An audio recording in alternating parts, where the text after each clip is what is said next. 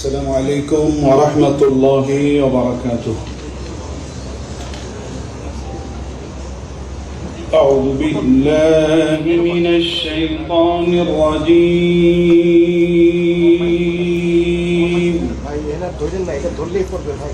بسم الله الرحمن الرحيم.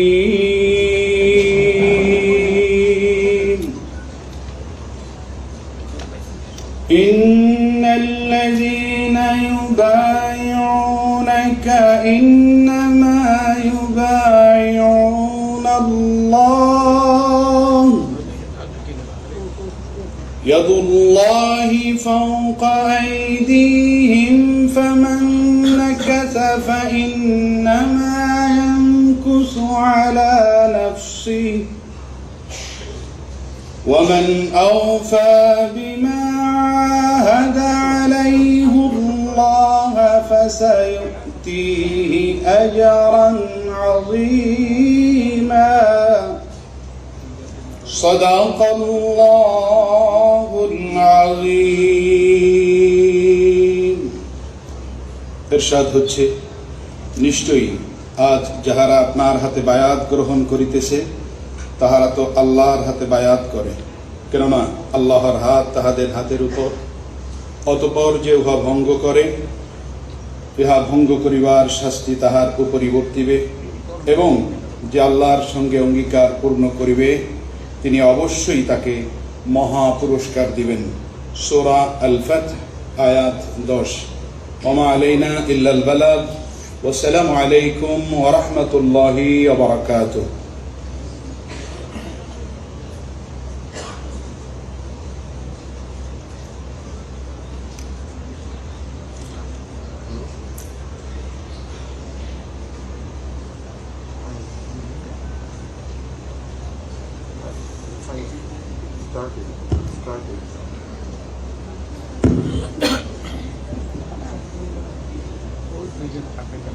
সম্মানিত সুধীবৃন্দ, মহামান্য রাষ্ট্রপতি আজ 24 শ্রাবণ 1431 8 আগস্ট 2024 তারিখে গণপ্রজাতন্ত্রী বাংলাদেশের অন্তর্বর্তীকালীন সরকারের প্রধান উপদেষ্টা হিসাবে জনাব ডক্টর মোহাম্মদ ইউনূসকে নিয়োগ প্রদান করেছেন।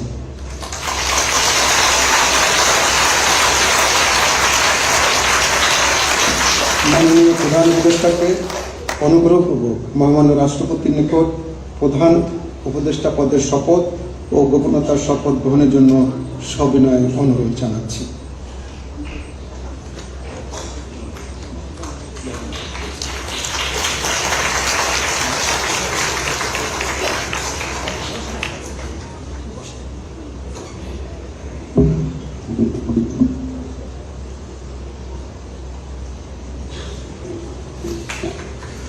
নবনিযুক্ত মাননীয় প্রধান উপদেষ্টাকে অনুগ্রহপূর্বক শপথ পাঠ করানোর জন্য মহামান্য রাষ্ট্রপতিকে বিনীত অনুরোধ জানাচ্ছি। বিসমিল্লাহির রহমানির রহিম। প্রধান উপদেষ্টার শপথ। আমি মোহাম্মদ ইউনূস সশ্রদ্ধ চিত্তে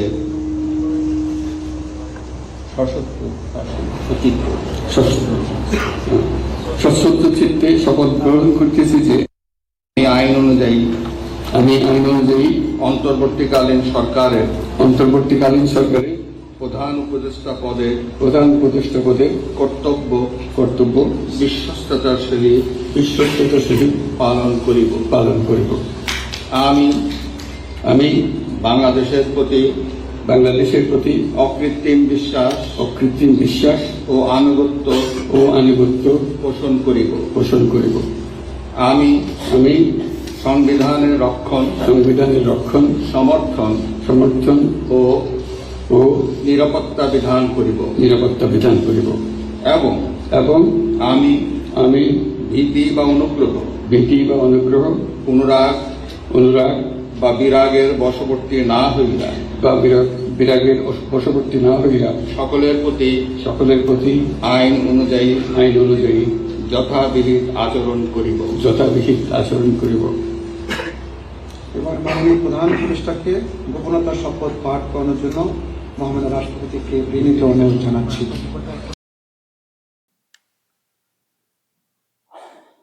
দর্শক দেখছেন, আজকে শপথ নিয়েছেন ডক্টর ইউনূস। বাংলাদেশের যে অন্তর্বর্তীকালীন যে সরকারটা গঠিত হয়েছে তার মুখ্য উপদেষ্টা হিসেবে, অর্থাৎ প্রধানমন্ত্রীর যে চেয়ারটা কার্যত, সেখানে উনি বসছেন দেশটাকে পরিচালনা করার জন্য। কিন্তু দর্শক, এই যে সংবিধানের নামে শপথ, এই যে এত সব কথা যতটুকু শুনলাম, আরো সব শপথের ব্যাপার আছে, চলছে। সংবিধানের নামে শপথ, তো এটা কি সংবিধান? এই সংবিধানটা কি সংবিধান যেখানে একটা সরকারি অনুষ্ঠান হচ্ছে, শপথ গ্রহণ অনুষ্ঠান হচ্ছে, শুধুমাত্র কোরআন পাঠ দিয়ে, শুধুমাত্র কোরআন পাঠ দিয়ে শপথ গ্রহণ অনুষ্ঠান হচ্ছে, সংবিধানের নামে শপথ নেওয়া হচ্ছে। কি সংবিধান? এটা কি পুরোপুরি ইসলামিক রাষ্ট্র হয়ে গেছে নাকি বাংলাদেশটা? মন মানসিকতা অনেকের আছে, কিন্তু সরকারিভাবে কি এটা ইসলামিক রাষ্ট্র হয়ে গেছে? এক। দ্বিতীয় কথা, এই যে মুভমেন্টটা হচ্ছিল, সেখানে একটা মঞ্চের কথাটা উঠে এসছে, যেটাকে বলা হচ্ছে বৈষম্য বিরোধী মঞ্চ। বৈষম্য বিরোধী মঞ্চ, এবং একটা ডাক ওখানে শুনছিলাম, বৈষম্য বিরোধী সমাজ গড়তে হবে। যারা ছাত্র মুভমেন্ট করছিলেন তাদের মধ্যে একটা বক্তব্য ছিল যে বৈষম্য বিরোধী সমাজ গঠন করতে হবে, সেই ডাকটা আমরা দিচ্ছি। তো এটা তাহলে কি হলো? শপথের মানে শুরুতেই তো বৈষম্য চলে এলো, ধর্মীয় বৈষম্য। তো যদি কোরআন পাঠ করা হোক, নো প্রবলেম, করা হবে নিশ্চয়ই, কেন ভাবনা থেকে তো করা হতেই পারে।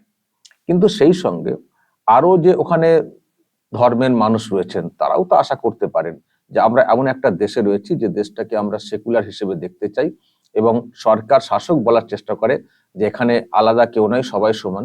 তো তাহলে আমাদের ধর্মীয় যে মানে আবেগ, তাহলে সেটাকে কেন মর্যাদা দেওয়া হচ্ছে না? যেখানে একটা নতুন সরকার গঠিত হতে যাচ্ছে, সরকারের যারা দায়িত্ব নিচ্ছেন, তার আগে শুধুমাত্র কোরআন পাঠ হবে, আমাদের ধর্মীয় বিশ্বাসটা একটু স্মরণ করা হবে না, একটু কিছু বলা হবে না, হয়তো সব ধর্মের করা যাবে না, মোটামুটি যে মানে যে সংখ্যার মানুষ তুলনায় ওখানে একটু বেশি রয়েছেন, তাদের তো ধর্মীয় যে গ্রন্থ, সেটাকেও তো একটু টাচ করা যেতে পারতো, সেটাকেও তো একটু বলা যেতে পারতো। যেহেতু এত কথা বৈষম্য বিরোধী আন্দোলন, বৈষম্য বিরোধী আন্দোলন, তো শুরুতেই তো ধর্মীয় বৈষম্য, ধর্মীয় যে আবেগ, সেখানে বৈষম্য একেবারে ধরা পড়ে গেল। কেন শুধুমাত্র কোরআন পাঠ হবে? আমি দেখছি অনেকে বলছেন, আমারও নজরে অনেকে এনেছেন বিষয়টা। এটা খুবই প্রাসঙ্গিক, এটা খুবই প্রাসঙ্গিক যে যখন বৈষম্য বিরোধী, তাহলে তো আপনারা তার মানে এই যে ছাত্র মুভমেন্ট, যারা ছাত্র মুভমেন্ট করেছেন, তার মানে আপনারা তো ওই বৈষম্য জায়গা থেকে তো বেরোতে পারলেন না। বৈষম্যের জায়গাটা শুধু কি বৈষম্য কি শুধু ওই কোটাতেই? বৈষম্য বিরোধী সমাজ মানে তো সব জায়গায় বৈষম্য দূর করতে হবে, ধর্মীয় বিশ্বাসেও বৈষম্য দূর করতে হবে। মানে ধর্মীয় বিশ্বাস যে যা থাকতে পারে, কিন্তু সরকারি যখন অনুষ্ঠান, এটা তো কোনো ধর্মীয় জলসা না, ধর্মীয় কোনো অনুষ্ঠান না যে সেখানে যে যার ধর্মের যে যার করবে, অন্য ধর্মের কেন করবে। এটা একটা সরকারি প্রোগ্রাম, যে সরকারটাকে ঘিরে এত আবেগ, এত লড়াই, এত কিছু। বৈষম্য দূর করতে হবে, বৈষম্য দূর করতে হবে, নতুন করে বাংলাদেশকে গড়তে হবে, নতুন বাংলাদেশ গঠনের ডাক। তাহলে শুরুতেই কেন এটা? আমরা তো যারা এরকম বলছিলেন বৈষম্য বিরোধী, তাদের কাছ থেকে তো আমরা এটা জানতে চাইবো যে আপনারা বলছেন যে বৈষম্য বিরোধী, শুরুতেই তো ধর্মীয় বৈষম্য ধরা পড়ে গেল, কেন এখানে সর্ব ধর্মের একটা বিষয়কে টাচ করলেন না কেন? তাহলে তো আপনাদের উদ্দেশ্যটা ভালো লাগতো। বা এই যে ওখানে যারা সংখ্যালঘু, তারা যে আতঙ্কিত, তারাও তো খানিকটা ভরসা পেতেন সরকার গঠনের যে এখন যে প্রক্রিয়া চলছে, সেখান থেকে একটা তো বার্তা যেত যে না গো, অত ভয় করার কোনো কারণ নেই, এ তো নতুন সরকার যে গঠিত হলো, এতে সকল ধর্মের বিশ্বাসকে তো সম্মান দেওয়া হলো। তার মানে ওই ভয়ের কিছু নেই। যে ভয়টা অনেকের মধ্যে কাজ করছে, যে হাসিনা থাকাকালীন, যদিও হাসিনা থাকাকালীন অনেক অত্যাচার হয়েছে, কিন্তু তার থেকেও বেশি ভয় মানে আরো বেশি হচ্ছে যে এরপরে যে সরকারটা আসবে তারা আরো ভয়ঙ্কর হতে পারে, তারা সংখ্যালঘুদের বিষয়ে হয়তো আরো উদাসীন থাকতে পারে। এই যে একটা ধারণা হোক, ভুল ধারণা হোক, আর যাই হোক ধারণা হোক, হয়তো বলবেন ভুল ধারণা, না আমরা ঠিক আছি বলবেন হয়তো। তারেক রহমানরা যেভাবে কথাগুলো বলছেন, একটা নিরপেক্ষ কথা বলার চেষ্টা করছেন, কিন্তু সেই কাজের মধ্যে তার প্রতিফলনটা কোথায়? কাজের মধ্যে সংখ্যালঘুদের ভরসা যোগানোর ক্ষেত্রে তার সেই বার্তাটা কোথায় গেল? একটা এরকম সরকার গঠন হলো, শপথ গ্রহণ হলো, সেখানে টাচ করা হবে না? সেখানে টাচ করা হবে না, তাহলে কি করে ভরসা করা যাবে যে এরা সকল ধর্মের লোককে নিয়ে চলবেন? এই তো মন মানসিকতা, শুধুমাত্র কোরআন পাঠের মাধ্যমে কাজটা সেরে দিল একটা সরকারি অনুষ্ঠান। প্রশ্ন উঠবে না? তো আমি আগেই বলেছিলাম যে ডক্টর ইউনূস নোবেল প্রাইজ পেয়েছেন, উনি সরকারের দায়িত্ব হাতে নিচ্ছেন ছাত্রদের দাবি অনুযায়ী, কিন্তু উনি কতটা চালাতে পারবেন? মানে জামাত বিএনপি যে মানসিকতার, বিশেষ করে জামাত যে মানসিকতার, এখন তাদের একটা বিরাট প্রভাব থাকবে। সেই প্রভাবে উনি কতটা চালাতে পারবেন, এই ডক্টর ইউনূসকে কিন্তু তুলনায় একটু অন্যরকম ভাবা হয় মানে জামাত বিএনপির লোকজনদের থেকে, কিন্তু তাতে কতটা তিনি কাজটা করতে পারবেন সেই মতো, এটা একটা আমি প্রশ্ন রেখেছিলাম। আর কতদিন টিকতে পারবেন আমি সেটাও বলেছিলাম, যে কতদিন উনি টিকতে পারবেন। সরকারটা তো গঠিত হচ্ছে, উনি কতদিন টিকতে পারবেন আমি সেটাও ভাবছিলাম। কারণ ইতিমধ্যে একটা কথা আমি ওখান থেকে শুনছিলাম, আমি পরে আপনাদেরকে পারলে শোনাবো একটা বক্তব্য, যে এই ডক্টর ইউনূসকে পদে বসানো নিয়ে জামাতের তরফ থেকে একটা প্রশ্ন তোলা হয়েছিল যে একে কেন ওই পদে বসানো হবে, উনি তো সুদখোর। আসলে উনি গ্রামীণ ব্যাংক তৈরি করেছিলেন না, গ্রামীণ ব্যাংক, তো সেখানে ইন্টারেস্টের ব্যাপার একটা অন্যরকম মডেলে করা হয়েছিল। তো প্রশ্ন তোলা হয়েছিল যে সুদখোরকে চেয়ারে বসাবো, সুদ তো ইসলাম ধর্মে হারাম, সুদখোরকে এখানে বসাবো। এটা নিয়ে নাকি জামাতের তরফ থেকে, বিশেষ করে যারা চরমপন্থী, ইসলামিক চরমপন্থী, তারা নাকি ভীষণ আপত্তি তুলেছিলেন।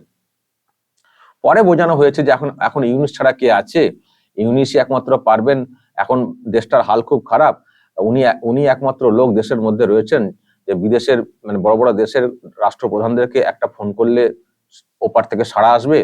আর দেশের এই অবস্থা নানানভাবে চাপে রয়েছে, এবং আশপাশের চাপও রয়েছে, তো সেটাকে রক্ষা করতে একমাত্র উনি ছাড়া কেউ পারবেন না। সেজন্য ওনাকে এখন মেনে নেওয়া হোক, ওনাকে পরে ইসলামী পথে আনা হবে, ওনাকে বোঝানো হবে, ওনাকে সেই দাওয়াত দেওয়া হবে যে এই যে ব্যাংকিং সিস্টেম যেভাবে উনি করেন এটা হারাম, এটা ইসলামী মতে না। ইসলামিক ব্যাংক আছে উইদাউট ইন্টারেস্ট, সেখানে সেই সিস্টেমে আপনি আসুন। এরপরে নাকি ওনাকে দাওয়াত দিয়ে বোঝানো হবে। তো এখন আপাতত উনি ছাড়া বিকল্প যেহেতু কেউ নেই, সেই জন্যই উনাকে মেনে নেওয়ার জন্য বলা হয়েছে, অন্যদেরকে বলা হয়েছে, এবং অন্যান্য যারা ইসলামিক স্কলার সেই অনুযায়ী, ওখানকার কথা অনুযায়ী তারাও সব বুঝিয়েছেন যে ঠিক আছে, বলছেন হ্যাঁ সত্যি উনি ব্যাংক চালু করেছেন, ইন্টারেস্টের ব্যাপার, সুদখোর, সুতরাং এটা ইসলাম ধর্ম বিরোধী। তো এখন কিছু করার নেই, একটু মেনে নেওয়া যাক, পরে আমরা হয় এদিকে টেনে আনবো, হয় না হলে ছুঁড়ে ফেলে দেবো, এরকম টাইপের আর কি মোদ্দা কথা। তো আমি সেজন্য বলছিলাম যে ইনি কি কতটা কি চালাতে পারবেন, এটা একটা প্রশ্নের। আর শুরুতে যা দেখলাম উনি কতটা বুঝলেন কি বুঝলেন না কে জানে। উনি তো শপথের এটাই কোনখানে লেখা আছে বুঝে উঠতে পারছিলেন না, শপথের যে যখন এটা হচ্ছিল দেখছিলেন। তো কি বুঝলেন না, কতটা চলতে পারবেন। আবার আজকে একটা কথা বলেছেন এয়ারপোর্টে আসার সময়, যখন নেমেছেন বাংলাদেশে, বলেছেন যে আমাকে যদি, আমার কথা যদি শোনেন সবাই তাহলে থাকবো, যদি বলেন শুনবেন না তাহলে বলে দিবেন চলে যাব। তো খুবই নড়বড়ে একটা লোক, যা বুঝতে পারছি, নড়বড়ে একটা লোক, হয়তো অর্থনীতিবিদ, হয়তো ইন্টারন্যাশনাল কানেকশন রয়েছে, কিছু কিছু বক্তব্য বাইট হয়তো দিয়েছেন, কিন্তু কতটা সামলাতে পারবেন, কতটা কন্ট্রোল করতে পারবেন, কতটা লোককে নিয়ে চলতে পারবেন, কতটা অন্য পার্টির লোকেরা উনাকে মান্যতা দেবেন, আর কতটা তুলে ফেলে দিয়ে নির্বাচন ঘোষণা করে সরকারে আসার জন্য তারা মারামারি করবেন, এসব দেখার আছে। বাংলাদেশের এই যে নতুন যে সরকারটা গঠিত হলো, ভাববেন না কমপ্লিট হয়ে গেল। এই সরকার গঠিত আজকে হলো, কাল পরশু মানে এক খবর মোটামুটি লেগেই থাকবে। আর আমরা ভাবছি একটু নজর রাখবো বাংলাদেশের দিকে, খবর লেগেই থাকবে, কারণ এটা কোনো সমাধান হয়নি। যে ট্রানজিশনটা হচ্ছে এটা পার্মানেন্ট সলিউশনের কোনো ব্যাপার নয়। আমি আশঙ্কা করছি এবং আগেও বলেছি, বাংলাদেশ আবারও রক্তক্ষয়ী একটা হবে 3 মাসের মধ্যেই। কারণ বিএনপি টার্গেট রয়েছে 3 মাসের মধ্যে এই সরকারের পতন ঘটিয়ে নির্বাচনের মাধ্যমে নতুন সরকারে আসা। আর এদিকে ছাত্ররা যারা ওই কোটা মুভমেন্ট করছিলেন, যাদের প্রার্থী হচ্ছেন ডক্টর ইউনূস, তাদের টার্গেট 3 বছর এই সরকারটা থাকুক। ফলে ইউনূসকে 3 বছর রাখার চেষ্টা, ওদিকে দ্রুত 3 মাসের মধ্যে সরকার মানে ভোট ঘোষণা করে দিয়ে সরকারে আসার চেষ্টা। আবার আপনারা দেখেছেন, আমি আজকে একটা ভিডিও করেছি, আপনারা দেখবেন যারা দেখেননি, হাসিনাকে দেশে ফেরানোর জন্য আবার মুভমেন্ট শুরু হয়েছে। হাসিনার দলের লোকজনেরা তারাও রাস্তায় নামতে শুরু করেছেন এবং খুব জোরালো ভাবে নামতে শুরু করেছেন, ভয় ডরহীন হিসেবে নামতে শুরু করেছেন। ফলে বাংলাদেশের শান্তির পরিবেশ অমুকতমক যেটা বলা হচ্ছে, এটা কিন্তু এখনই মানে ভাবার কোনো কারণ নেই, কিন্তু সব থেকে ভাবনা একটা জায়গায় আছে, যদি এই মানে দেশটাকে একেবারে ওই যেমন ভাবে চালানোর চেষ্টা করছেন জামাতপন্থীরা, যদি সেইভাবে আবার চলতে শুরু করে দেয় পুরোপুরি, জানি না বাংলাদেশের হাল কি দাঁড়াবে, কতটা উন্নত হবে বাংলাদেশ, আর ওখানে যারা সংখ্যালঘু রয়েছেন তারাই বা কতটা নিরাপদে থাকবেন। দর্শক বলবেন, যা দেখলেন শুনলেন, যদি কিছু বলার থাকে অবশ্যই বলবেন কমেন্ট বক্সে। নজর রাখবেন আরামবাগ টিভিতে।